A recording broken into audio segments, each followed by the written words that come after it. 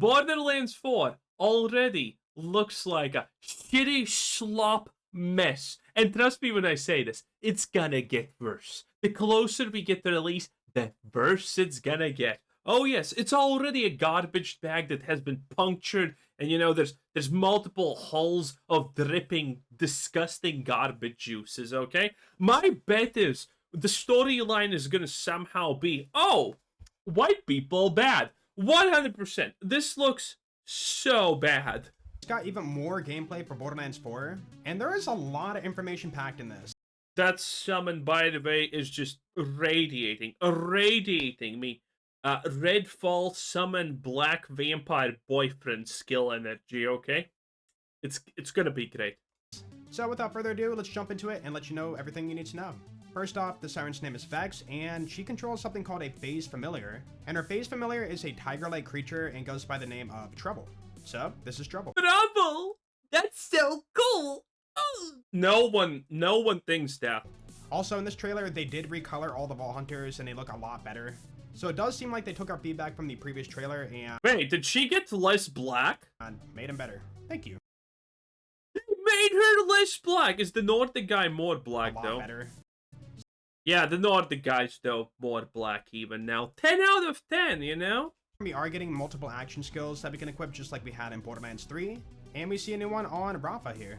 Rafa is a TDR soldier, and that's the guy who had the spinny blades. We called him Spinny Sword Guy in the previous trailers. But yeah, his name is Rafa, and he has a dual machine gun over his shoulders. One of many action skills. In the shot, we see a whip kind of rip through the air. I don't know the Vault Hunter we're looking at here. The customization seems to be different from the original. But it's the black Riri Williams girl. One of the 4 Vault Hunters will have a whip. I mean, you're not gonna give the whip to a white character, I mean.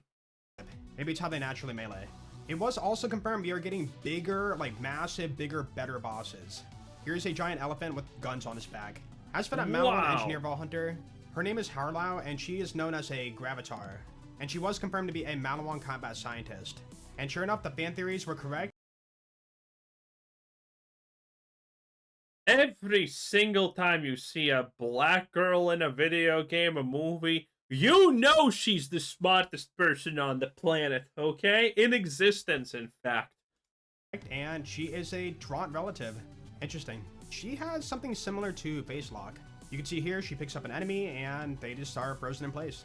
Oh, and also we can melee barrels again like we had in Borderlands 3. So you can launch them forward, shoot them in the air, and blow them up. Also, I did mention this in the previous trailer, but Cryo is back. You can see the icon on the barrel right there. And as for the big Viking Vault Hunter, his name is Amon.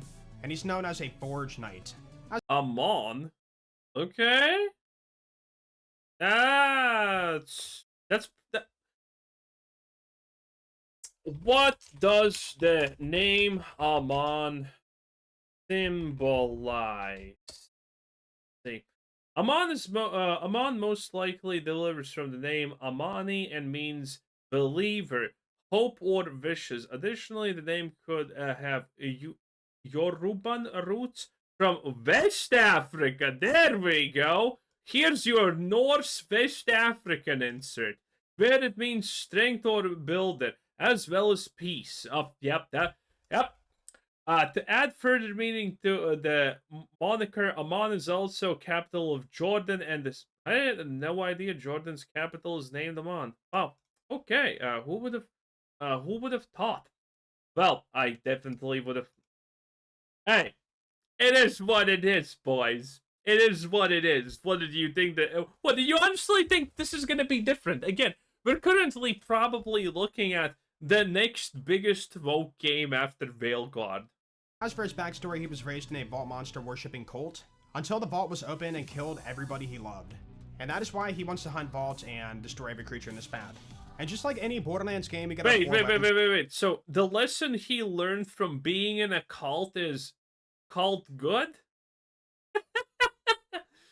Oh my god, kill me. Slots, but launchers, grenades, and all that kind of heavy weapon stuff. Wait, who?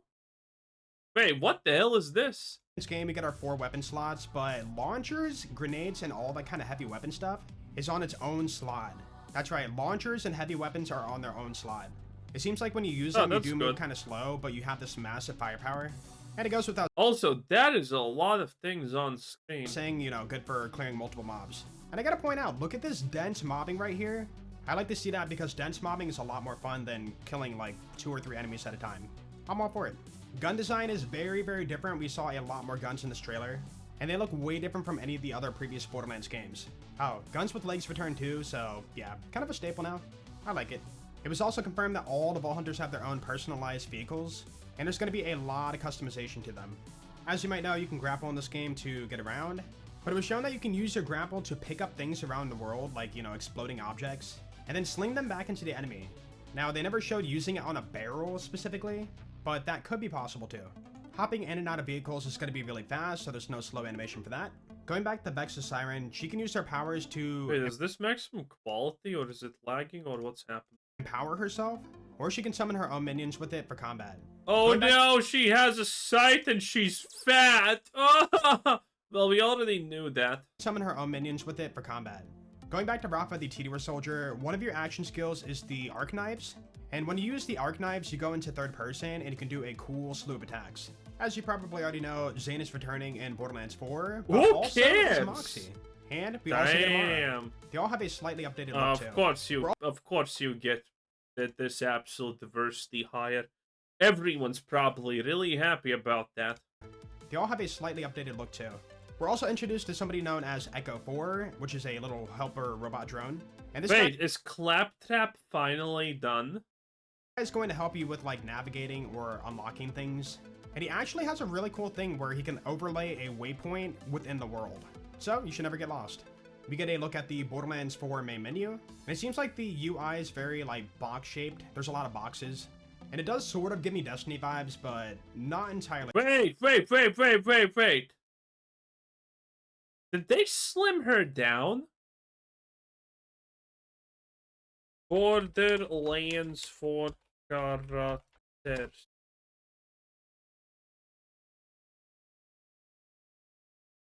Oh, no. That's the not fat siren. Right.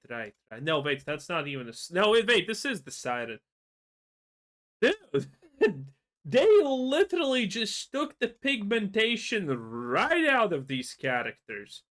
I mean, shit, okay? Listen, okay? Listen. Gonna switch screen so you can see. Look at this, okay? Yeah. They literally just took the diversity right there out of it. Look at this previously. Look at this. Look at this. This was how she previously looked. You could almost say that she's suddenly magically white, the Riri Williams type of girl. Look at this. Oh my god. I hope they don't change this one. This one's hot as shit. Anyway. What a joke. Dude, Borderlands 4 is gonna be a fucking joke. Because they're scaling back their Vogue diversity higher bullshit, but the game's still gonna be as Vogue as possible, okay? You can make a white character suddenly, but I mean, you can't. It's too late to rewrite the story, right? Like a bad thing. They did confirm there's a better, improved lobby system, but they didn't confirm if like lobbies get disbanded after you save quit or something. So I'm still curious about that. And of course, we do have full crossplay at launch. All right, now onto that juicy raw gameplay. So we're gonna be going to a map called Terminus Range here, and it was confirmed it's gonna be one of the 4 mega zones on Kairos. The map is extremely large, and there's next to no loading time at all. Now we get a look at the actual UI of the game. Right off the bat, in the upper right-hand corner, you can see we don't have a minimap. I don't know if that's toggleable, or if we're going to be going back to the Borderlands 1 compass system. Because at the top, you can see we have a compass that kind of points to where you have to go. And, I mean, I would prefer a minimap, but yeah, I guess we'll have to wait until we get more Minimap is for the weak. More information on that. And then this is a very small thing, but it's something I kind of complained about in Borderlands 3. Bottom left corner. Actually, this looks so much graphically better because Borderlands is a game that has shown its age really hard, but this looks kind of nice. Potent Alchemist. It seems like we are going to have our class mod names back, and that was one thing I really liked in Borderlands 1, 2, and a pre-sequel. Very minor thing, but it's a nice touch. As for your level 1 XP bar, it's going to be in the bottom left-hand corner now, not the bottom middle. And the XP bar is going to wrap around this circle shape instead. As for the objectives, it's now going to Bro, I mean, it's a tetrahedron angle. Okay, I have no idea what this is called. A stop sign, maybe? Whatever. It's not a circle. Be on the left side of the screen. All previous games have had it on the right side, but I guess, you know, they wanted to move it. So, yeah, left side. All right, check this out. We can now glide. You will have a charge bar, so you can't do it infinitely. And just like fans did predict, we are going to be having wall climbing in this game too. So if you see these specific giant walls, you can climb them. Also, it seems like climbing does not consume like stamina or something. I know a lot of other games do that, and I've never been a fan of it. It was also confirmed we are getting dynamic. This is a nice amount of verticality. Shit, dude. Looking at the gameplay like this, I like the open world. I like the guns, the look. It seems kind of okay, okay? It seems like... But again, there's no way this game is gonna be garbage. It looks like a goddamn fucking DEI fiesta. Weather, so weather is going to change on the planet. In the gameplay, they didn't really show any dynamic weather, but maybe it can like snowstorm or rain, be super windy. We'll have to wait and see on that. Now we get a look at the enemy level, health bar, and nameplate. The health bars are going to be a little bit thicker than the previous games. Right here, we enter something called That is so fucking dumb. So, the health bar of whatever Pokemon you're attacking is just gonna be in the middle like that? That is just wrong. The health bars are going to be a little bit thicker than the previous games. Right here, we enter something called a silo, and there's going to be many of these on the planet. And in the silo, you get what is pretty much a side mission. Also, whenever you find a silo, it will be a fast travel point. So at any time, you can open your minimap and fast travel to that silo. Remember, these maps are large, so we need these fast travels. And here's something really cool. It seems like vaults are not going to be these story-driven, like, focus points in the story. Instead, they're going to be the side thing where you have to find a vault fragment to open the vault. And it's supposed to be this giant dungeon with loot. Honestly, I like to hear that because Borderlands 3, nice. the vaults were kind of lame. Like, yeah, we can go into them, but they were just like a Yeah, Borderlands 3 was lame in general. few scattered chests and like a story, like, item, and that's it. So, Okay, okay, boys, listen. Leave in the comments, do you like the look? I think the look has been touched up on good, at least from the distance, you know, but when you get close to stuff, some things still looks too cartoony at this point. But I mean, at least it doesn't look 20 years outdated, right? Dude, again, this actually kind of excites me. But again, I see no chance that this is not woke garbage. And again, well, they're typically always right on the money about this stuff. The last mistake was saying that I think that Clair Obscur is going to be mid because it kind of looked mid. Turns out it's game of the year, okay? It happens. But it doesn't happen a lot. And again, the fact that you're making all your characters black and then you make them white because of backlash, listen, it never stops with one thing. Give them a pinky, they will take the arm exists for a reason as a saying. the vaults being bigger and better, I think that's a nice touch. Right here, we spend all of our glide, and then we have to fall to the ground. And luckily, there's no fall damage in this game. No fall damage. Right here, I do want to point out the bad. I want to be as transparent as I can with this video. They summoned a personalized vehicle, and there's frame drops happening. I'm really hoping this game is optimized at launch, and we don't have to deal with these frame drops. Going into the next combat area, you can see the enemy health bar has a fire symbol. Oh, I actually don't like this. I'm fine with an open map as long as it's interesting. But if you're gonna tell me you have a lodge, this is a huge red flag. This is actually a huge red flag. If you have an open world and it's giant, amazing, fun, 10 out of 10. But if you have an open world and you have summonable vehicles, that kind of means your world is kind of a lot empty and trash. I mean, worked out for Elden Ring, but even in Elden Ring, it's like they gave you, you know, a mount because a lot of the world is slightly empty, and you need to go from point to point, and you know, stuff like that. In Elden Ring, it worked. That's the point here. But here, I for anything else but a Konami game, what's his name? I forgot. Whatever. For anything but an Elden Ring game, I think this is a red flag. That you have just always summonable vehicles, because you're just telling me, oh, the map is huge. But also there's fucking nothing to do there. And the space between things that you want to do is very vast. Oof. We see enemies with the symbol quite a few times in the trailer, but we don't know yet if the enemy is like immune to fire element, or if it means they focus on fire-based attacks. Here's another example. You can see a cryo symbol next to this cryogenic enemy.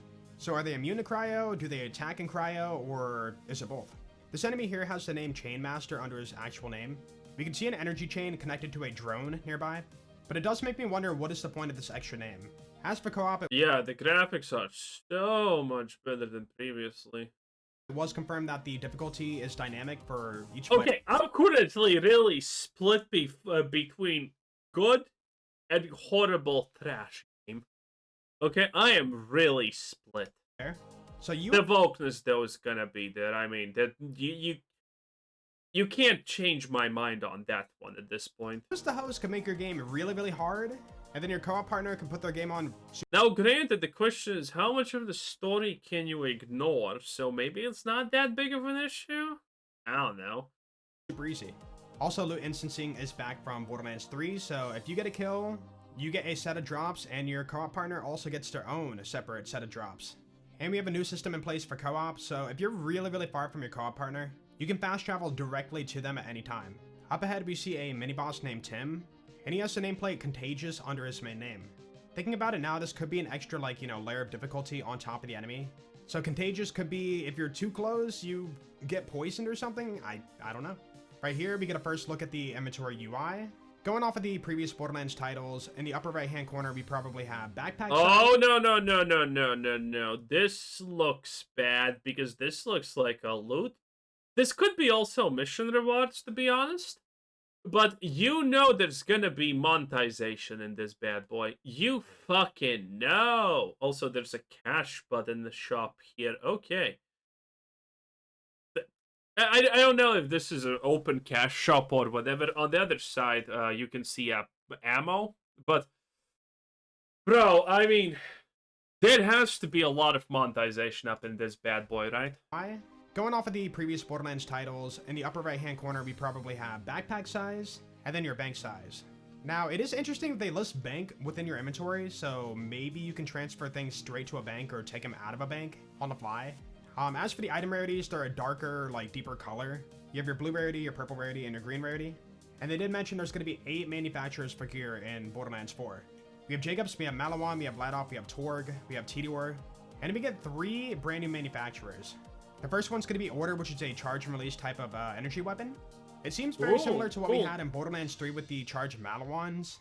So I'm not too excited for that because I was never a huge fan of it. They just felt very slow in combat. And then I don't want to toot my own horn, but I did call it. We have the Ripper manufacturer. That is your new Bandit COB weapon manufacturer. And the Ripper manufacturer is supposed to be fully auto. They didn't really say much more about it. And for the third manufacturer, which I'm the most excited for, is called Daedalus. And this weapon manufacturer gimmick is using multiple types of ammo. They didn't exactly say which ones, but maybe you can... What was the symbolic meaning because of the word Daedalus? There was one, I forgot. Spam shotgun ammo or pistol ammo, launcher ammo. It seems to be an all-in-one gun. Right here, I'm pretty excited because we do have the manufacturer weapon part system returning. They show off a Vladoff assault rifle that has a Torg magazine, Malawan elemental switch, and Hyperion shield. So yeah, the manufacturer part system is back, and I'm extremely happy about that. And they did... Oh god, you know what that means? 0.0000001% chance at getting a weapon that has 20 more % oomph than the second best weapon. Good luck, boys. Say the higher the rarity, the more parts that can spawn on the weapon. Oh, and they did mention there's going to be underbarrels and, alternate fire modes for these weapons, too. Just like we had in Borderlands 3. Alright, now for the next part of the video. This is the questionable part. I feel like some people are going to like this and some people are going to hate it. We don't exactly have annoyance. Okay, let me explain statistics here slightly, okay? So, let's say you are searching for some kind of main assault weapon or whatever the fuck, right? And there's a boss. And the boss requires you 3 minutes to farm. And the boss drops The boss has like, I don't know, a 1 in 5 chance to drop that weapon. But you're specifically looking for like 5 different manufacturing parts, and every 5 of these slots uh needs to be a specific one, otherwise it's bad. The weapon's bad. But if it has all 5 of the right ones, it's amazing. So there's a total of 10 different possibilities. So that means 5 times 10, 50. 5 times another 10, 500. 5 times 5 times another 10, 5,000, 50,000. 1 in 50,000 chance to get the weapon that you want, and the farm time is 3 minutes. Have fun with that. That's going to be roughly the statistics for probably some gear piece that you want to get in this game. So have fun. Returning to Borderlands 4, but instead we have something called Enhancements. So depending on the manufactured parts you rolled on your gun, you can slap an enhancement on it and make it even better. Right here you can see an enhancement called Recurring Bulwark. So if your weapon has Hyperion licensed parts, you gain 100% weapon shield capacity, and then also 15% weapon status effect chance. Ooh. So it seems like the numbers might be lower, not, 200% damage or 300% damage like we had in Borderlands 3 with the Anointments. So I'm glad to see they scaled it back. Next up we have the Endless Mags enchantment, and it gives you ammo generator. So if you have order parts on your weapon, you can slowly refill your reserve ammo while holding it. Ammo regeneration, that's pretty cool. Elemental Explosiception. Weapons with torque parts get 50% more sticky damage. I should have mentioned it earlier, but we don't have artifacts in this game, or relics or whatever. The enhancement system is replacing that. Precise Marksman's High Roller. If you have Ripper parts on your weapon, you get 2% more. By the way, another red flag here is, okay. Should have mentioned it earlier. You see these things Explosiception. explode in a pile of goo, right? Parts get 50% more sticky damage.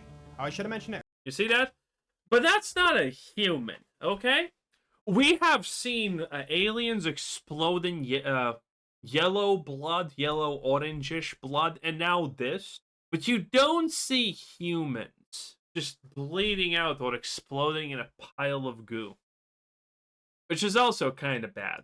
Earlier, but we don't have artifacts in this game, or relics or whatever. The enhancement system is Yeah, you see? replacing that. Precise Marksman's High Roller. If you have Ripper parts on your weapon, you get 2% more damage for each consecutive hit up to 25 times. Basically, you cap That's out at a a lot. 50% damage bonus. Critical Elemental Leaper. If you have Jacob parts on your weapon, then you get 40% chance to ricochet non-critical bullets. So it is confirmed right there that the Jacob's ricochet mechanic is returning. Also, you get a nice stat boost to crit damage, accuracy, and weapon status effect damage. And then as for the legendary one in the upper right-hand corner, they didn't hover over it, so kind of a tease. But yeah, I will say I wonder if legendary is just gonna be like 100 times better. I do like the lower numbers. You're not getting a crazy amount of damage for free. It's just a nice little extra bonus. In the next bit, they did confirm that the rarity is going to be more balanced. They even said in Borderlands 3, the legendaries were dropping so often that it devalues the, rarity system. So they're toning it back. Oh and wait, making the no, we saw. rarity Okay, system feel okay, good. a lot better. Okay, good. Humans are explode. That's good. That's one minus red flag. Okay. And more earned. Thank you for that. Unfortunately, they did not confirm that dedicated drops are returning yet. So if anybody from Gearbox is watching, please, just please add them. Or confirm it or something, like, we need to know. Now we get a look at these skill trees, which is quite different from what we've seen in the previous games. Each Vault Hunter is going to have 3 action skills. In this trailer, they only show off Vex's Siren stuff. So for her first action skill, you have Incarnate. Vex creates a phase explosion, dealing damage to nearby enemies and fully restoring her health. While active, Vex can use Eldritch Blast and gains increased movement speed. Eldritch Blast, press L1 to fire an Eldritch Blast from her offhand, dealing damage to nearby enemies on impact. Dealing gun damage reduces Eldritch Blast cooldown. Press and hold L1 to end Incarnate early, partially refunding your cooldown. Alright, so Eldritch Blast, I believe, is the purple orb thing she kind of throws out of her hand. We've seen multiple times. Okay. And it seems like an interesting action skill. Next up, Yeah, seems okay. we have Base Familiar, which is that tiger pet we saw from earlier. Vex is joined by her Trouble.